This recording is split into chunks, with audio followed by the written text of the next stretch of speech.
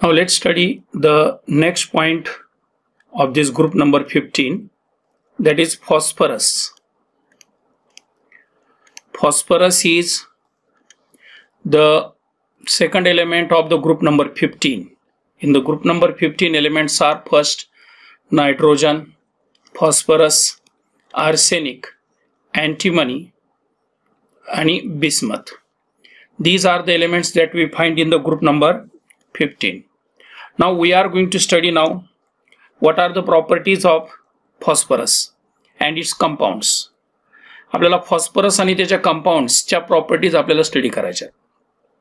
पहिले आपण लक्षात आणू allotropes of phosphorus. हेडलाईन द्या फर्स्ट यामध्ये allotropes of phosphorus. Phosphorus चे allotropes. Don't forget there are three main allotropes of phosphorus. Phosphorus चे तीन महत्वाचे allotropes आहेत. त्यातला पहिला allotrope number 1 white phosphorus. White phosphorus.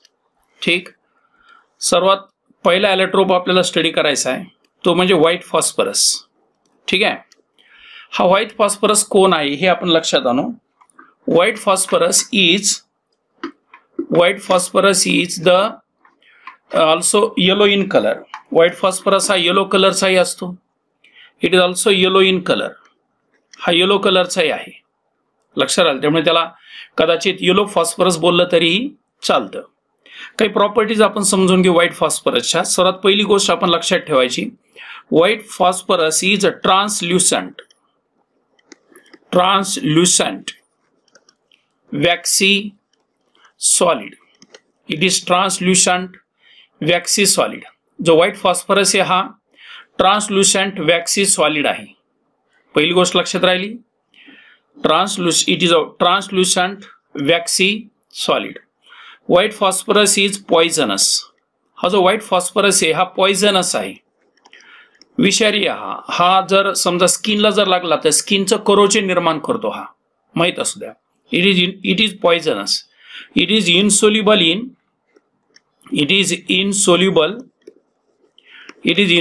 in water but soluble in carbon disulfide. तो कार्बन डायसल्फाइड मध्ये मात्र सोल्युबल आहे. वॉटर मध्ये हा इनसोल्युबल आहे, परंतु कार्बन डायसल्फाइड मध्ये मात्र व्हाइट फॉस्फरस हा सोल्युबल असतो. तीन गोष्टी लक्षात राहिल्या. Number 1, it is translucent waxy solid. मेना सारखा असतो. Translucent waxy solid. It is poisonous in nature. हा विषारी आहे, त्वचेवर लागल्याबरोबर त्वचा भाजते याच्यामुळे. It is insoluble in water. हा पाण्यामध्ये विरघळत नाही, परंतु कार्बन डायसल्फाइड मध्ये मात्र तो विरघळतो. Next one, it glows in air. हवेमध्ये हा मात्र चमकतो. It glows in air. In dark. अंधारामध्ये चमकताना आपल्याला दिसून येतो. तसं तर कधी चमकतो हा, पण अंधारामध्ये खास करून दिसून येतो. म्हणून it glows in air in dark. त्यामुळे लक्षात असू दे आपल्या बोन्स मध्ये फॉस्फरस असतो. त्यामुळे असं म्हणतात की स्मशानामधून कधी इथे या ठिकाणी अमावस्याच्या रात्री इथे या ठिकाणी प्रेतात्मा आकाशाच्या दिशेने जातात. ऍक्च्युअली प्रेतात्मा जात नसतात. स्मशानामध्ये आपल्याला माहिती आहे की इथे या ठिकाणी मृत व्यक्तींना गाडलं जातं, तर त्या व्यक्तींच्या बोनमध्ये जो फॉस्फरस असतो हा फॉस्फरस इथे या ठिकाणी या बोनच्या डिकम्पोजिशनने फ्री होतो. आणि कधी फ्री होतो असं काही अमावस्याच्या रात्रीच होतो, पौर्णिमेच्याच रात्री होतो असं काही नाही. कधी फ्री होतो. होतं काय, त्यामुळे इथे या ठिकाणी अमावस्याच्या रात्री अंधार असतो, त्यामुळे हा ग्लिटर होताना ग्लो होताना तो दिसतो. आपल्याला ग्लो होताना दिसतो. आणि म्हणून इथे या ठिकाणी स्मशानामधून कधी इथे या ठिकाणी दिवे निघले असं बोललं जातं. दिवे निघत नसतात, तो फॉस्फरस असतो. आणि तोही कोणता फॉस्फरस असतो? व्हाइट फॉस्फरस असतो. So white phosphorus glows in air in dark. हा अंधारामध्ये चमकतो. त्यानंतर this is called the chemiluminescence flame. Luminescence. It produces the chemiluminescence flame. हा एक प्रकारचा केमिल्युमिनेसन्स फ्लेम निर्माण करतो, जी फ्लेम स्पॉन्टेनियस तयार होते, आपोआप तयार होते. म्हणजे फॉस्फरस आपोआप पेट घेतो असं म्हटलं तरी चालेल, काही अडचण नाही. white phosphorus catches the fire immediately, and whenever it catches the fire, don't forget, when the phosphorus catches the fire, it will produce P4O10. हा P4O10 तयार करायला सुरुवात करतो. फॉस्फरस पेंटऑक्साइड म्हणतात त्याला. When the phosphorus catches the fire, it produces the phosphorus pentoxide. Okay. Next thing, it is less stable. हा कमी stable आहे, म्हणजे हायली रिॲक्टिव्ह आहे. It is more reactive. हा जास्त रिॲक्टिव्ह असा एलिमेंट आहे, लक्षात ठेवा. इट इज मोर रिॲक्टिव्ह, सगळ्यात जादा रिॲक्टिव्ह आहे. त्यानंतर इथे या ठिकाणी महत्वाची लास्ट प्रॉपर्टी सांगतो. White phosphorus is a molecular solid. Next property आपल्याला पाहिजे. White phosphorus is a molecular solid. हा एक प्रकारचा मॉलिक्युलर सॉलिड आहे. in which one P4 molecule is joined with the another P4 molecule by the weak van der Waals forces. यांच्यामध्ये weak van der Waals forces इथे ठिकाणी available असतात. कोणते forces available असतात? weak van der Waals forces. तर weak van der Waals forces या phosphorus मध्ये, yellow phosphorus मध्ये अवेलेबल असतात. It is a molecular solid and one P4 molecule is joined with the another P4 molecule by the weak van der Waals force. And very important thing, last one, sometime question may be asked, why white phosphorus is more reactive. हा white phosphorus सगळ्यात जास्त reactive का आहे? तर white phosphorus reactive असण्याचं कारण त्याचं structure आहे. तर white phosphorus जर काढायला गेलो मी, म्हणजे it is more reactive. Why it is more reactive? ते रिॲक्टिव्ह असण्याचं कारण, तर व्हाईट फॉस्फरस मध्ये लक्षात असते, एक फॉस्फरस इतर 4 फॉस्फरस बरोबर जोडलेला असतो. One phosphorus atom is joined with the other 4 phosphorus atoms. इतर 4 फॉस्फरस ॲटमशी हा जोडलेला असतो. and as one phosphorus is joined with the other 4 phosphorus atoms, each phosphorus will carry one lone pair of electron. कारण phosphorus म्हणलं तर nitrogen family, valence sale मध्ये तर 5 electron असणार ना. त्या 5 इलेक्ट्रॉन पैकी एक इलेक्ट्रॉन इथे वापरला या फॉस्फरस ॲटमने, एक इथे वापरला, एक इथे वापरला, किती गेले? 3. आणि राहिले इथे किती? 2. 3 आणि 2 5. प्रत्येक फॉस्फरस ॲटमला सेम कंडिशन असेल. तर अशा प्रकारे इथे ठिकाणी व्हाईट फॉस्फरस मध्ये काय होतं? In the white phosphorus, P4 molecules are present. In the P4 molecule, one phosphorus atom is joined with the other 4 phosphorus atoms. Other 3 phosphorus atom. एक phosphorus इतर 3 phosphorus शी जोडलेला असतो. Now, पहिली गोष्ट लक्षात राहिली. क्वेश्चन काय आपला होता? White phosphorus is more reactive. White phosphorus एवढा ज्यादा रिॲक्टिव्ह का आहे की त्वचेवर पडले की त्वचा भासते? असं का होतं? तर त्याचं एक रिझन सांगितलं. In the white phosphorus P4 molecules are present. Point number 2, phosphorus bond angle is 60 degree. हा फॉस्फरस बॉन्ड अँगल जो आहे हा 60 डिग्री आहे. And therefore it has a very very large angle strain. त्यामुळे त्याला सगळ्यात जास्त अँगल स्ट्रेन असतो. अँगल स्ट्रेन असणे म्हणजे काय? ते इथे ठिकाणी हा जो अँगल दिलेला आहे 60 डिग्री, या अँगलमुळे इथे ठिकाणी फॉस्फरस ॲटम एकमेकांच्या जवळ इथे ठिकाणी जोडले गेलेले आहेत. इफेक्ट काय? The molecule is very unstable. Molecule खूप अनस्टेबल आहे आणि मॉलिक्यूल अनस्टेबल असल्यामुळे तो हायली रिॲक्टिव्ह बनलेला आहे. त्यामुळे व्हाईट फॉस्फरस जादा रिॲक्टिव्ह का आहे? तर याचं कारण तुम्हाला सांगितलं. This is all about the white phosphorus. Okay. Now point the second allotrope of the phosphorus is the red phosphorus. Put the next headline, red phosphorus. तर व्हाईट फॉस्फरस लक्षात राहिला. काय काय प्रॉपर्टी सांगितल्या सांगा व्हाईट फॉस्फरसच्या. Number 1, it is a translucent white waxy solid. Clear? It is translucent white waxy solid. Point number 2, it is poisonous. Point number 3, it is insoluble in water but soluble in carbon disulphide. Point number 4, it glows in air in dark. That is called the chemiluminescence flame.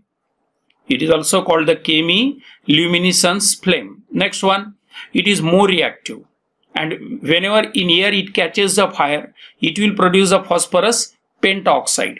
And then we have discussed about a question that why white phosphorus is more reactive. White phosphorus ज्यादा reactive असण्याचं कारण 2 आहेत. Number 1, in the white phosphorus P4 molecules are present, and number 2, then the P4 molecule bond angle is 60 degree. Therefore, angle strain is more. Angle strain जास्त असल्यामुळे P4 molecule is not stable, it is unstable and therefore it is easily broken. त्यामुळे सहज तो break होतो आणि break झाल्यामुळे त्याची रिॲक्टिव्हिटी automatic वाढते. आता पुढे बघू आपण red phosphorus. Now what are the properties of red phosphorus. पहिली गोष्ट आपण पक्की लक्षात ठेवायची, रेड फॉस्फरसच्या बाबतीत कसा बनवणार हा.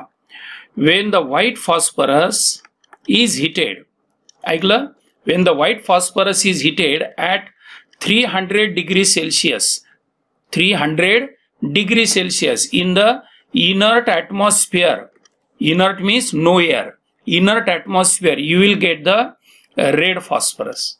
Means if you want to convert the white phosphorus into the red phosphorus, what we will do, we have to heat the white phosphorus जो naturally occurring आहे त्याला हीट केलं आपण 300 डिग्री सेल्सिअसला इनर्ट ॲटमॉस्फिअर मध्ये, तर यापासून आपल्याला रेड फॉस्फरस बनतो. तर रेड फॉस्फरसचं स्ट्रक्चर तुम्हाला वर दाखवलेलं आहे. तर व्हाईट फॉस्फरस आणि रेड फॉस्फरस तुम्हाला इथे या ठिकाणी दिसून येतील. ठीक आहे, ते मॅच बॉक्स मध्ये वापरतात त्याला, ठीक आहे नाही, म्हणजे माचीसच्या वरच्या पुढच्या टोकाला जे असतं ना रेड, ते त्याच्यामध्ये रेड फॉस्फरस असतं. ते कुठून बनवणार, तर व्हाईट फॉस्फरसला हीट करा 300 डिग्री सेल्सिअसला in the inert atmosphere, you will get the red phosphorus. पहिली गोष्ट लक्षात राहिली. Point number next, it is non poisonous. हा नॉन पॉइझनस आहे, it is non poisonous. White phosphorus हा पॉइझनस आहे, रेड फॉस्फरस हा नॉन पॉइझनस आहे. आपण व्हाईटचा रेड बनवू शकतो, रेडचा व्हाईट बनत नाही, काळजीपूर्वक लक्षात ठेवा. It is non poisonous, it is insoluble, it is insoluble in water as well as it is insoluble in carbon disulfide. दोन्ही मध्ये हा insoluble असतो. So red phosphorus is insoluble in water, also it is insoluble in the carbon disulfide. ठीक. Next, then it is less reactive. white phosphorus पेक्षा याची रिॲक्टिव्हिटी कमी असते. it is less reactive. आता व्हाईट फॉस्फरस रिॲक्टिव्ह असण्याचं कारण त्याचं स्वतःचं स्ट्रक्चर आहे आणि रेड फॉस्फरस लेस रिॲक्टिव्ह असण्याचं कारणही त्याचं स्वतःचं स्ट्रक्चर आहे. ते कसं आहे ते बघूयात आपण. इट डज नॉट ग्लो, हा कधी ग्लो होत नाही, म्हणजे याची केमी ल्युमिनिसन्स फ्लेम ही कधी तयार होणार नाही. It can not glow, it can not produce the chemiluminescence flame. काय काय प्रॉपर्टी झाल्या आठवा. इट इज नॉन पॉइझनस, हा नॉन पॉइझनस आहे. It is insoluble in water, also it is insoluble in carbon disulphide. It is less reactive, it cannot glow, so it cannot produce a chemiluminescence flame. Clear? Red phosphorus has a polymeric structure. It has a polymeric structure. Red फॉस्फरसला polymeric structure असतं आणि polymeric structure असल्यामुळे काय होतं, का बरं polymeric structure आहे. Because in the red phosphorus, don't forget, one P4 molecule is joined with another P4 molecule. एक P4 molecule दुसऱ्या P4 molecules बरोबर इथे या ठिकाणी जोडलेला असतो, लक्षात ठेवा. या प्रकारे this is one P4 molecule, now it is joined with the another P4 molecule. दुसऱ्या P4 मॉलिक्यूल्स बरोबर इथे या ठिकाणी या प्रकारे जोडलेला असेल, म्हणजे एक बॉन्ड होता ना तो ब्रेक केला, आडवा बॉन्ड होता ना एक, तो ब्रेक केला आणि इथं जोडण्यासाठी आपण त्याची मदत घेतली आपण, तर कोव्हॅलेंट बॉन्डने जोडलेला आहे तो. तर या प्रकारे तुमच्या लक्षात येईल की एक P4 मॉलिक्यूल दुसऱ्या P4 मॉलिक्यूल बरोबर असा जोडलेला आहे. कूलिंग लेवलला एक 10 स्टँडर्ड मध्ये वगैरे आपण पाहत होतो किंवा लोअर मध्ये. तर या प्रकारे अनेक P4 मॉलिक्यूल जोडलेले असतात. तर याच्यामध्ये कोणता बॉन्ड आहे, हा कोव्हॅलेंट बॉन्ड आहे. आणि पाठीमागे P4 मध्ये कोणता बॉन्ड होता, वॅन्डरवाल्स फोर्स होता. मग मला सांगा स्ट्रॉंग बॉन्ड कोणता, वॅन्डरवाल्स का कोव्हॅलेंट, कोव्हॅलेंट. आणि म्हणून इथे रेड फॉस्फरस रिॲक्टिव्ह आहे का लेस रिॲक्टिव्ह आहे, लेस रिॲक्टिव्ह. मग मला सांगा रेड फॉस्फरस मध्ये एक P4 मॉलिक्यूल दुसऱ्या P4 मॉलिक्यूलने जर कोव्हॅलेंट बॉन्डने जर जोडलेला असेल तर इंटरमॉलिक्युलर फोर्स स्ट्रॉंग आहे ना, आणि स्ट्रॉंग इंटरमॉलिक्युलर फोर्स असल्यामुळे काय होतं, it has a higher melting point as well as boiling point as compared to white phosphorus. White phosphorus पेक्षा यांचे melting point boiling point red फॉस्फरसचे जास्त असतात. तर अशा प्रकारे रेड फॉस्फरस तुम्हाला सांगितलं ॲलोट्रॉपिक फॉर्म. तर दोन्ही मध्ये काय फरक आहे सांगा मला, व्हाईट आणि रेड मध्ये. पहिला डिफरन्स काय, white phosphorus is a translucent white waxy solid. Red phosphorus is red. Point number second, White phosphorus is poisonous, highly poisonous. Red phosphorus is non-poisonous. White phosphorus is insoluble in water but soluble in carbon disulfide, and red phosphorus is insoluble in water as well as it is insoluble in carbon disulfide. White phosphorus is more reactive. Red phosphorus is less reactive. White phosphorus produces a chemiluminescence flame. Red phosphorus cannot produce any type of the chemiluminescence flame. White phosphorus is a molecular solid and red phosphorus is a polymeric solid. White phosphorus has low melting point and boiling point, while red phosphorus has the higher melting point and boiling point. So these are the properties of white phosphorus as well as the red phosphorus. Differences आपण लक्षात आणले. तुम्ही हे difference table तयार करूनही लिहू शकता. Clear झाले हे. चला आता इथे या ठिकाणी एक महत्वाची गोष्ट सांगतो, नंबर 3. ती गोष्ट अशी आहे की या व्हाईट आणि रेड फॉस्फरसचं कन्व्हर्जन तुम्ही तिसऱ्या ॲलोट्रॉपिक फॉर्म मध्ये करू शकता आणि नॅचरली होत असतं black phosphorus. Know what is this black phosphorus? हा ब्लॅक फॉस्फरस कोण आहे? ब्लॅक फॉस्फरस हा रेडचा बनवता येतो आणि व्हाईट फॉस्फरसचा बनवता येतो. So when the red phosphorus is heated, जर रेड फॉस्फरसला तुम्ही जर हीट केला तर it will gets convert into the beta black phosphorus. and when the white phosphorus is heated, then that white phosphorus by heating you will get beta black phosphorus. म्हणजे alpha black आणि beta black असे दोन प्रकारचे phosphorus बनतात. Red फॉस्फरसचा बनतो alpha black आणि white फॉस्फरसचा बनतो बीटा ब्लॅक. क्लिअर?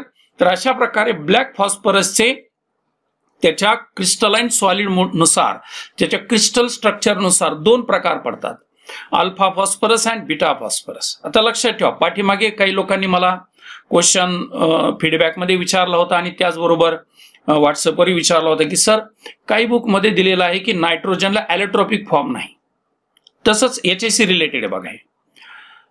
काय क्वेश्चन होता सर? काही बुक्स मध्ये नायट्रोजनला ॲलोट्रॉपिक फॉर्म नाही. बिलकुल एकदम करेक्ट. मी नाही सांगितलं की नायट्रोजनला ॲलोट्रॉपिक फॉर्म आहे म्हणून. मी काय सांगितलेलं तिथं परत आणखी व्हिडिओ एकदा रिवाइज करून आणखी व्हिडिओ काढलेले नाहीत मी किंवा लिहूनही ठेवलेला असेल तुम्ही ॲज हॅबिच्युअल की इथे या ठिकाणी solid nitrogen has two allotropic form आणि आपल्याकडे नायट्रोजन कसा मिळतो? गॅस. मी जर यदा कदाचित त्याचा सॉलिड बनवला तर त्याचे दोन प्रकार आहेत, अल्फा आणि beta. Alpha nitrogen is cubic and beta nitrogen is hexagonal असं बोललो होतं मला. सेम आहे, लक्षात राहिलं. इथेही तसंच आहे. आता तुम्हाला विचारलं की ब्लॅक फॉस्फरस काय? सॉलिड आहे. अच्छा, याची कोणत्या प्रकारचा सॉलिड आहे? हा, मग त्याच्या क्रिस्टल वरून बघावं लागेल आपल्याला, अल्फा ब्लॅक आणि बीटा ब्लॅक. लक्षात राहिलं. पण तुम्हाला जर विचारलं की त्या ठिकाणी ब्लॅक फॉस्फरस किती प्रकारचे, तर दोन प्रकारचे. त्याने प्रकार कशावरून पाडला आपण? त्याच्या क्रिस्टल स्ट्रक्चर वरून पाडले, alpha black and beta black. Point समजला? तर अशा प्रकारे इथे या ठिकाणी फॉस्फरसचे हे तीन वेगवेगळे ॲलोट्रॉपिक फॉर्म्स आपण स्टडी केले. ठीक. So this is very important part that we have completed. आणि सिस्टमॅटिक एकदा दोनदा रिवाइज करत चला. बरेच लोक असे आहेत की इथे या ठिकाणी खूप अप टू डेट स्टडी करतायत. जसं तुम्हाला मी इथे या ठिकाणी काही स्टुडंटचे फीडबॅकही पाठवलेले होते. परत आणखी काही लोकांचे मला परत फोन आले की सर आम्हालाही फीडबॅक द्यायचा होता. मग आता तुम्हाला द्यायचा होता तर तुम्ही द्यायला पाहिजे होता तो फीडबॅक. तर तो फीडबॅक इथे या ठिकाणी आणखी बी देऊ शकता, त्याची काहीच अडचण नाही. You can give the feedbacks also. परत आणखी फीडबॅक द्या, परत आणखी मी बनवून इथे या ठिकाणी देईल. पण त्याला लिमिटेशन, सगळ्यांचे व्हिडिओ थोडे पाठवू शकतो आपण. तर ठीक आहे, काही दिवसांनी आपण जेव्हा भेटूयात त्यावेळेस त्या ठिकाणी आणखी या गोष्टी बोलणं होईलच. पण सध्या तरी जो पार्ट आहे तो पार्ट इथे या ठिकाणी आपण समजून घेऊयात. चला. पण आणखी कुणाला काही पाठवायचे असले फीडबॅक तर पाठवा, मी तुम्हाला अधूनमधून ते ऍड करून देत चालेल. ठीक. चला पुढे. आता फॉस्फरस मध्ये ॲलोट्रॉपिक फॉर्म तर पाहिले. आता महत्वाचा पार्ट आपल्याला पाहायचा आहे, कंपाऊंड फॉस्फरसचा स्टडी करायचा. नंबर 1 पहिला कंपाऊंड फॉस्फरसचा आहे फॉस्फिन. हेडलाईन द्या आता. फॉस्फिन फॉर्म्युला आहे त्याचा PH3.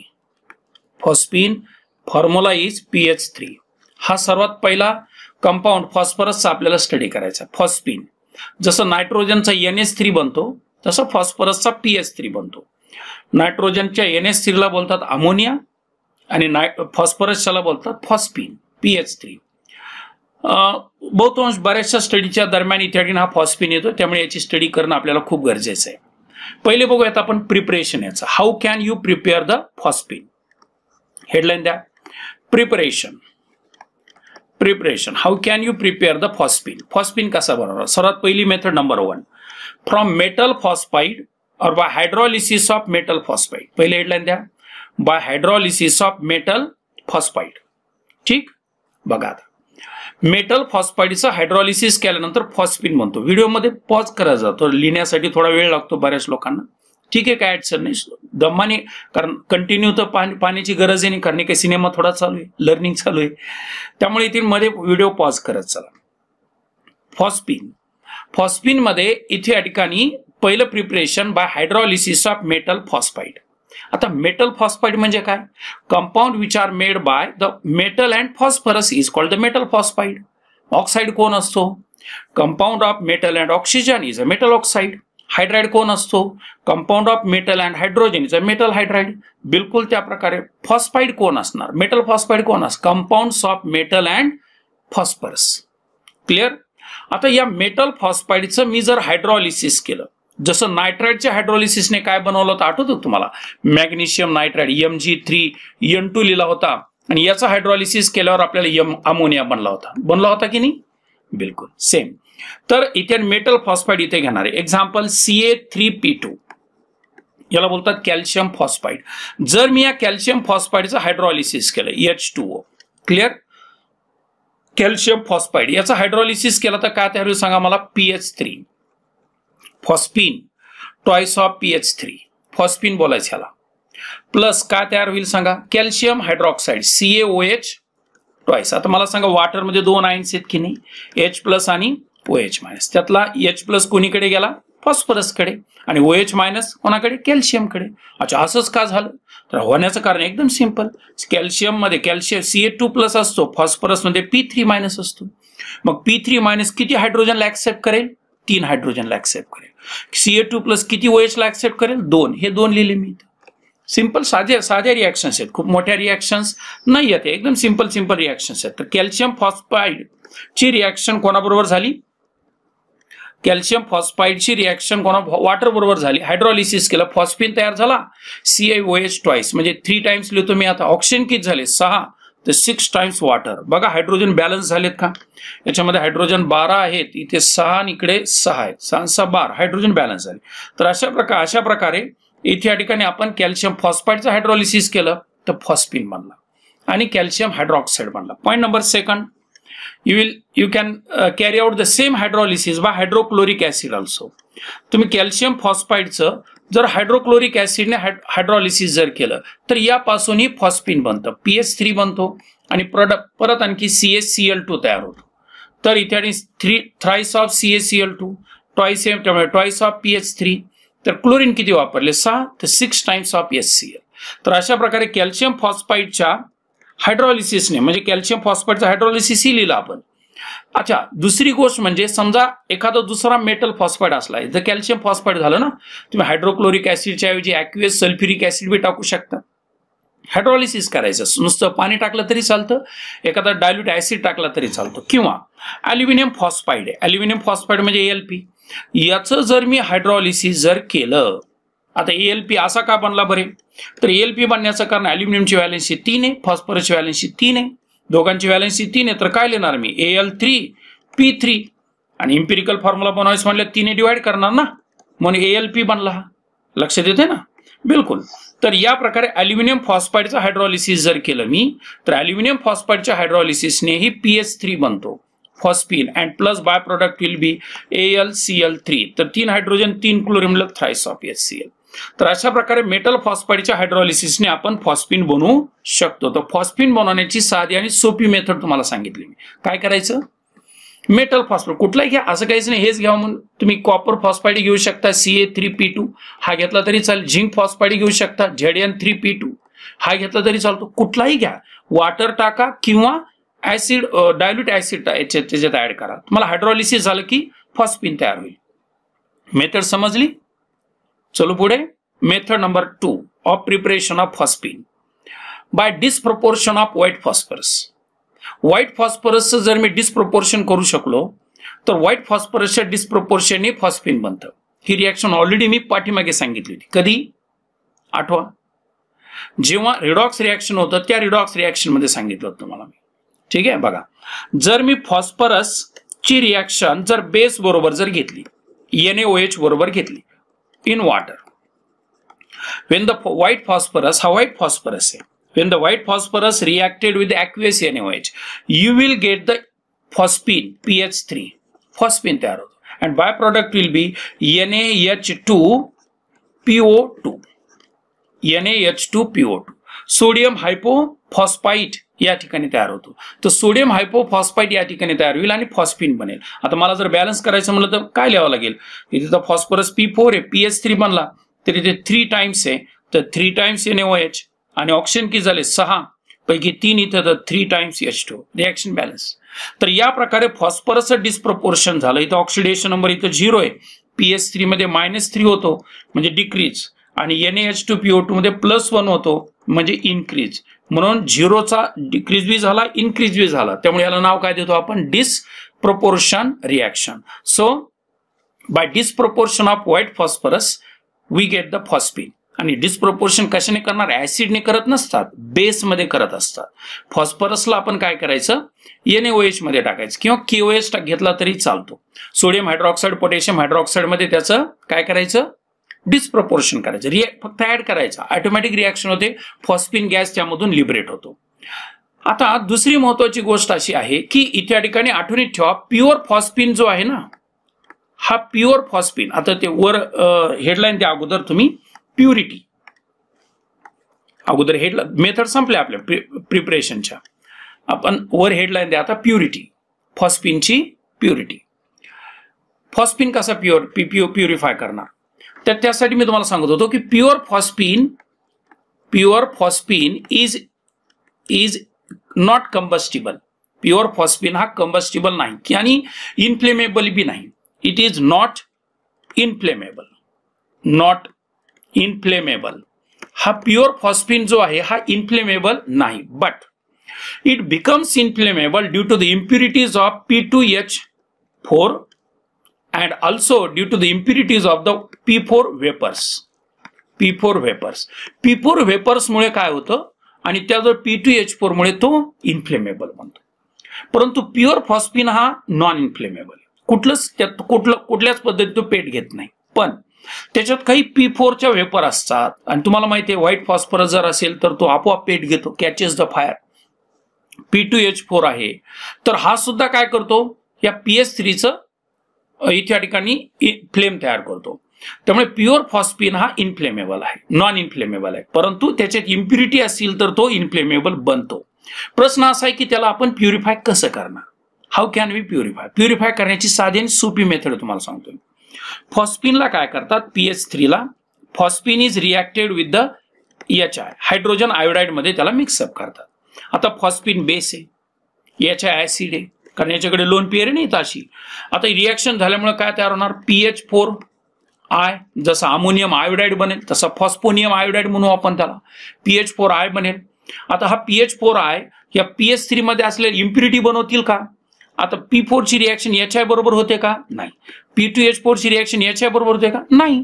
पण PH3 ची रिॲक्शन होते.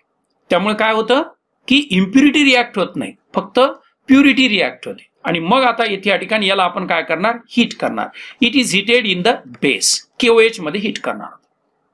आता KOH काय करेल? ऍसिडला ऍब्सॉर्ब करून घेईल. ऍसिड कोणतं? HI. ऍसिडला ऍब्सॉर्ब करून घेईल आणि PH3 कंपाऊंड तयार होईल. PH3 plus by product will be then the KI and plus will be water. आता बघा इथे की PH3, इथे PH3, फरक काय पडला? This is pure PH3 and this is impure PH3. तर अशा प्रकारे प्युरिटी आपण इथे या ठिकाणी फॉस्फिनची करू शकतो. क्लिअर? आता पुढच्या लेक्चरमध्ये आपण बघू की प्रॉपर्टीज ऑफ फॉस्फिन. ठीक आहे.